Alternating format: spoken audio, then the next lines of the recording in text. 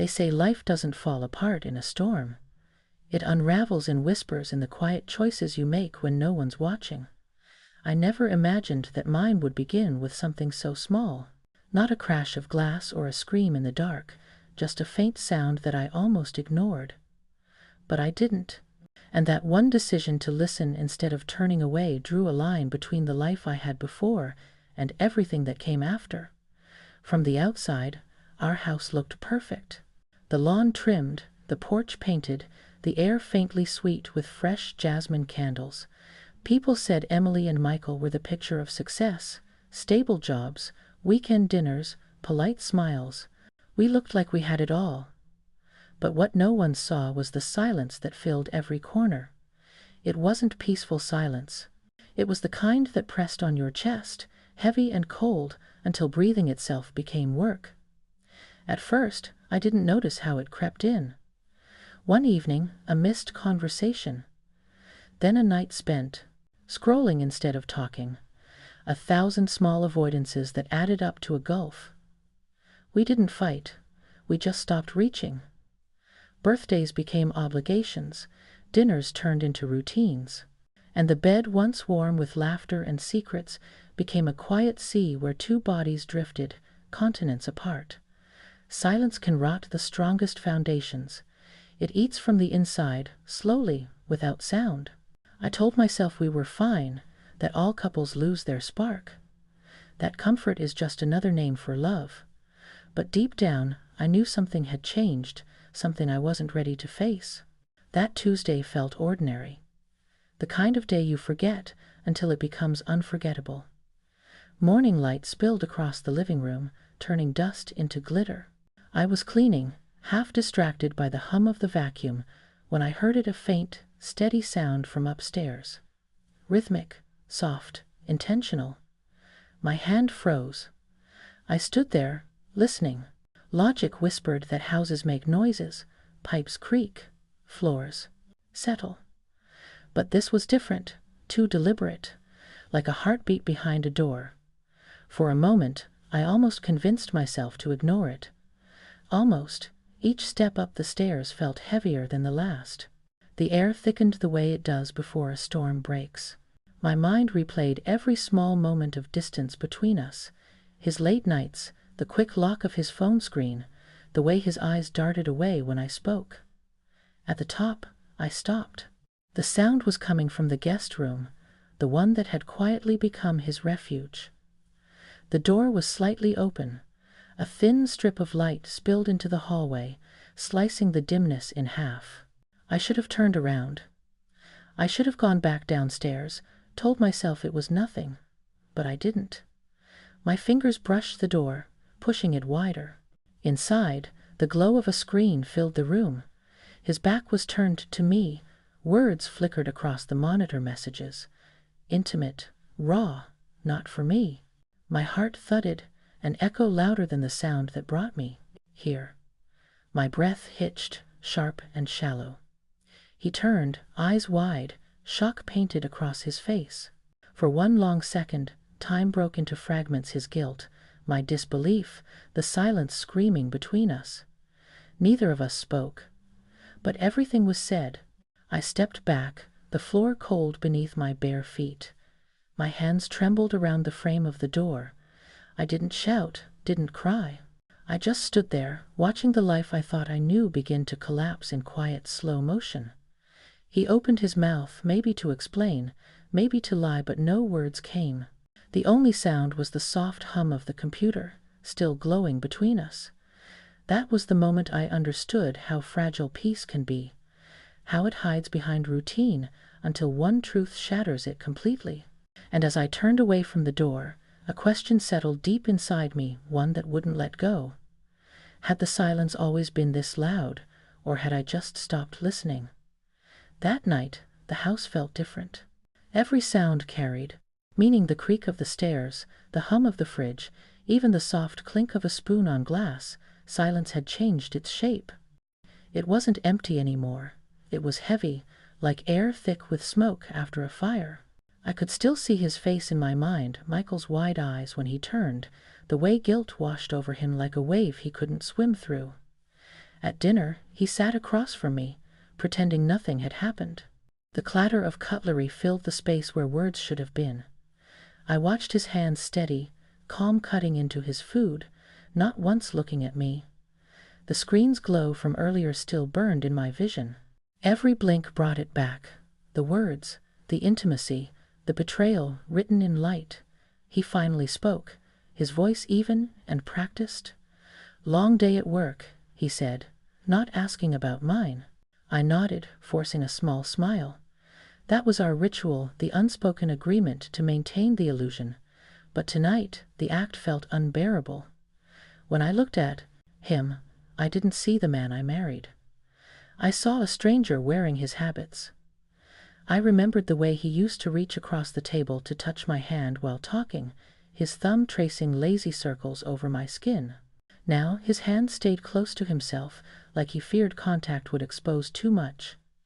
I excused myself early. My body felt like it didn't belong to me, like it was just moving through a life I no longer recognized. In the mirror, my reflection looked tired, older, hollowed by a truth I hadn't yet spoken. Lying in bed, I stared at the ceiling. I wanted to scream, to confront him, to demand why. But every time I opened my mouth, the words died on my tongue. It wasn't fear that stopped me. It was exhaustion. I was too tired to fight for something that had already slipped away. In the days that followed, life moved on with cruel normalcy. Mornings came, coffee brewed, routines repeated. From the outside, we still looked the same couple we'd always been: polite, predictable, perfect. But beneath the surface, something was rotting. Every small kindness he offered felt like a bandage over a wound that wouldn't close. He started coming home later, claiming meetings, deadlines, traffic. I stopped asking. I didn't need confirmation. I already knew the truth. Yet knowing didn't bring closure, it brought emptiness, a hollow ache that echoed with every minute of silence. Sometimes I caught him watching me, cautious, unsure. Maybe he was waiting for me to explode, to accuse, to cry. But I didn't give him that. I met his gaze with calm indifference, and that unsettled him more than anger ever could. My quiet became my armor. But quiet has a cost. At night, when the house went still, the thoughts came rushing in. Memories of laughter in the kitchen, his head on my shoulder, our whispered dreams of growing old together. Each one twisted like glass inside me. I realized grief doesn't just come from death, it comes from the slow dying of love, from watching something once beautiful decay in silence. On Friday, the sound returned. Faint, rhythmic, deliberate. I was in the kitchen chopping vegetables, the knife steady in my hand until that rhythm reached my ears again. My pulse spiked. My chest tightened. It wasn't imagination, it was happening again. This time, I didn't freeze. I turned off the stove and climbed the stairs, my heartbeat syncing with that sound. Every step felt like a verdict.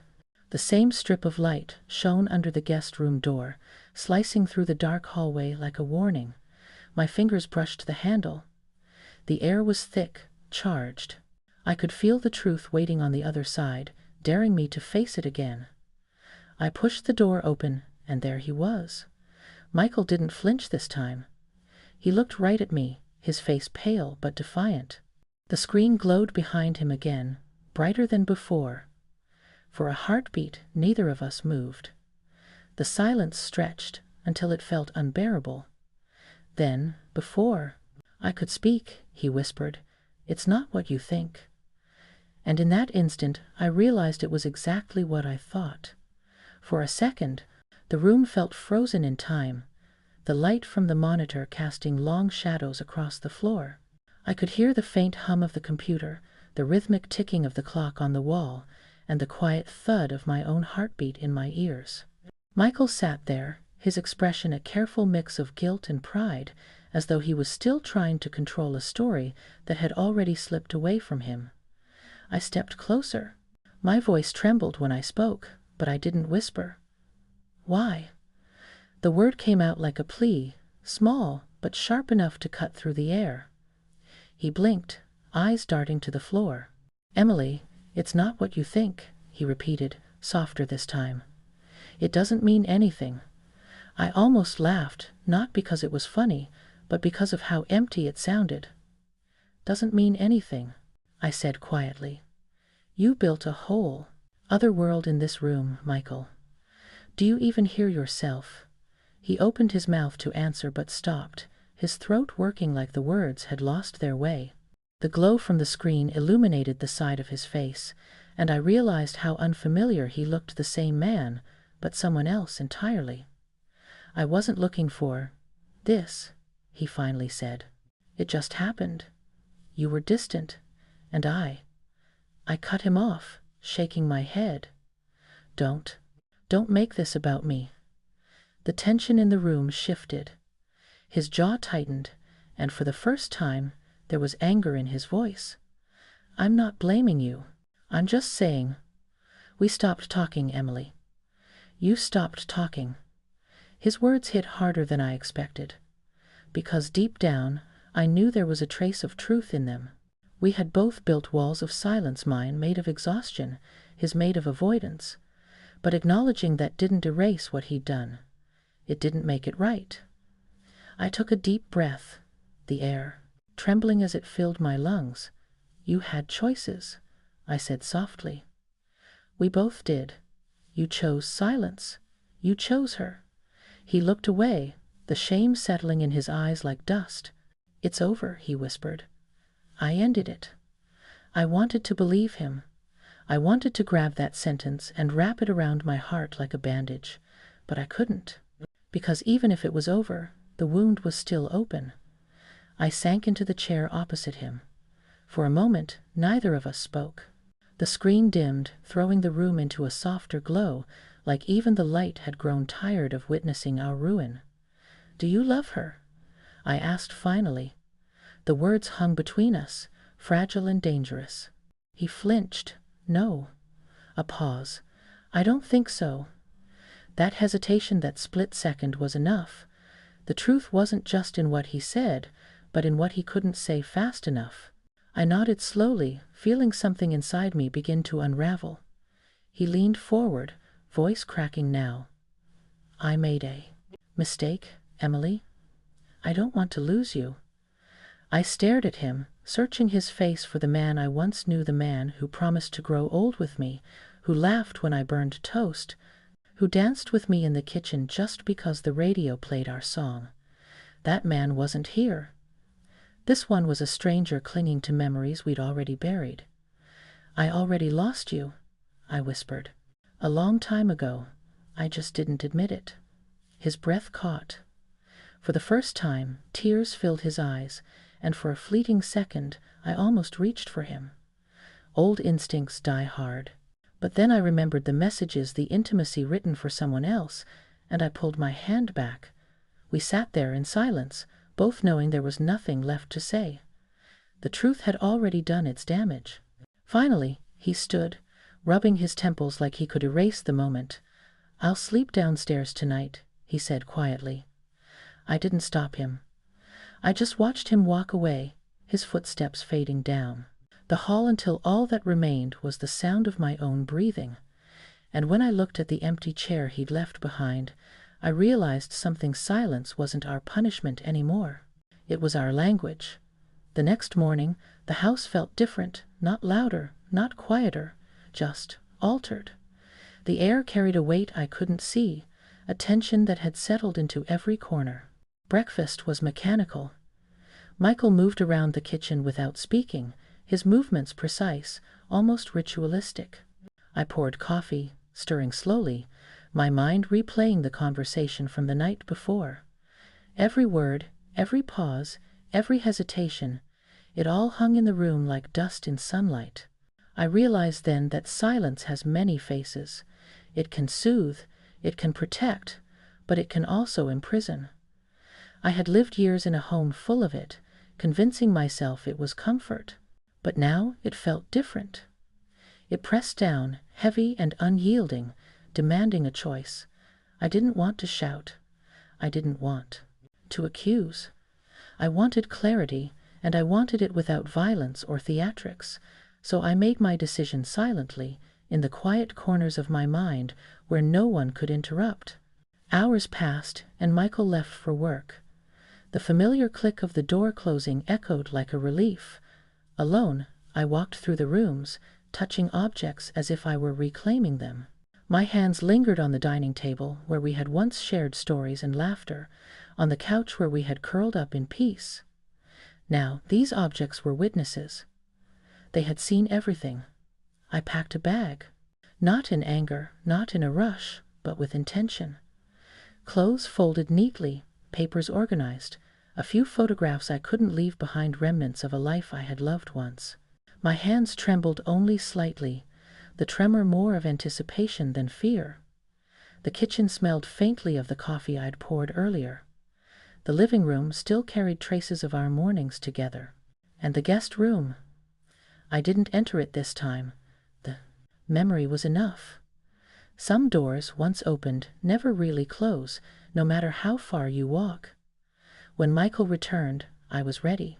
He glanced at me with a cautious familiarity, the kind people use when they sense change but don't know its magnitude. "Emily," he started, voice hesitant, like he was stepping onto a fragile bridge. I shook my head gently. "There's nothing to say, Michael." My voice was calm, firm, carrying the weight of everything unsaid in the past weeks, months, years. He opened his mouth, closed it again. The screen was off now, the computer silent. Yet the words, the messages, the betrayal, they hadn't disappeared. They were etched into my memory, sharp and unyielding. We moved around each other in the house as though practicing the old routines, but every glance, every half-smile felt false. I realized that forgiveness isn't always about saying the words aloud. Sometimes it's about acknowledging the truth and choosing not to let it control you. Finally, I slipped the last few items into my bag. My reflection caught in the mirror, tired, perhaps, but resolute. The woman staring back at me wasn't naive. She wasn't a victim. She was someone who had lived, who had seen, who had chosen herself. I walked to the door, hand on the knob. There was no dramatic farewell, no shouting, no pleading. Only a quiet release of the past. Every step down the hall felt lighter than the one before, as though the house itself was exhaling. Michael's voice called softly, "Emily, wait." But I didn't turn. The sound was distant, and I realized it no longer held power over me. Outside, the air was fresh, a gentle breeze brushing against my face. I felt the weight of years lift slightly with each step. Freedom isn't always a roar. Sometimes it's a quiet exhale, a soft reclaiming of one's own life. I paused at the driveway, looking back at the house, our house, a place that had been both home and prison. I didn't feel anger, not really. I felt the strange mix of grief and relief, loss and empowerment, sorrow and hope. For the first time, the silence didn't suffocate, it didn't press down or punish. It was a breath, steady and deep, filling the spaces where fear and doubt had once lived. I didn't know what came next, and for the first time, that uncertainty felt like possibility rather than threat. The future was unwritten, and I was ready to write it. The street outside felt different that morning, brighter, somehow softer. The sun hadn't changed, but I had. Every step away from the house was a step toward myself, toward the Emily I had almost forgotten in the weight of silence, in the shadows of betrayal. I carried the bag over my shoulder, light despite its contents. Each item was a reminder of what I had lived through, yes, but also of what I had survived. Photographs of laughter, notes exchanged in love, little reminders of a life that had been real, even if the ending had been bitter. I wouldn't erase it. I would honor it by moving forward. Turning the corner, I caught sight of a neighbor, a kind face I had passed countless times without noticing. They waved. I smiled. The gesture was small, almost insignificant, but it felt monumental. The world hadn't ended, life hadn't stopped, and neither had I. My mind wandered back to the house, Michael. The messages, the silence. I had grieved already, silently and deeply. Anger had risen and fallen like tides within me. Sadness had pulled at my chest until it ached, but none of it had broken me. I had chosen differently. I had chosen myself. The freedom I felt wasn't loud or dramatic. It was a quiet strength that grew with every step. I felt it in my shoulders, in my heartbeat, in the simple act of moving forward without looking back. The air smelled of possibility, not fear. A gentle breeze brushed my hair across my face, and I let it. I let the small things in the sound of birds, the distant hum of traffic, the laughter of children playing. These were ordinary sounds, but they carried with them a message I had almost forgotten. Life continues, and I could continue with it. I paused at the small park at the end of the block. A bench beckoned. I sat, resting the bag beside me, closing my eyes for a moment. There was a soft ache in my chest, yes, but beneath it, something else, a clarity I hadn't felt in years. I could breathe, fully, without fear, without hesitation, without the weight of someone else's choices pressing down on me. In the distance, a woman jogged past, waving at her dog. A man with a briefcase laughed into his phone. Ordinary life, ordinary people, yet everything felt new. I smiled. For so long I had forgotten that the world could feel ordinary and miraculous at the same time. And then it hit me. Peace wasn't a place. It wasn't tied to walls or windows or the absence of pain. Peace was a decision. It was choosing to leave behind what no longer served you, to step into uncertainty with courage, and to trust that life, in all its messy beauty, would continue. I opened my bag, touched the photographs and papers one last time. Each one told a story, a life lived, a lesson learned, but none of them dictated my future. I stood, letting the sun warm my face. The weight of the past stayed with me, yes, but as a memory, not a chain. Somewhere ahead, new experiences awaited. Friendships, laughter, maybe even love again. But for now, I didn't need to rush. I had the luxury of breathing, of being present, of finally being Emily whole, unbroken, resilient. I took a deep breath, letting the air fill my lungs. And for the first time in what felt like forever, the silence around me was not oppressive. It was gentle. It was quiet. It was mine. Life hadn't ended. Michael hadn't destroyed me. I had simply chosen differently. I had chosen to speak, to act, to claim my own life. And in that choice, I found something I hadn't felt in years: hope. As I walked forward, the world unfolded around me like a story waiting to be written, and I was ready to write it, one step at a time.